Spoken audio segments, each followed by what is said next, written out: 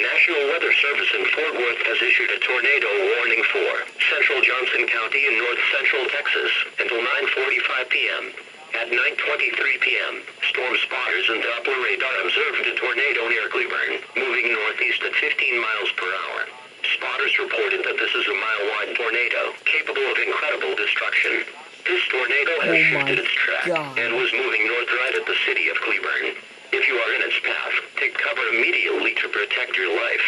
The tornado will be near Cleburne around 9:30 p.m., Keene and Joshua around 9:45 p.m. A large, extremely dangerous, and potentially deadly tornado has been confirmed.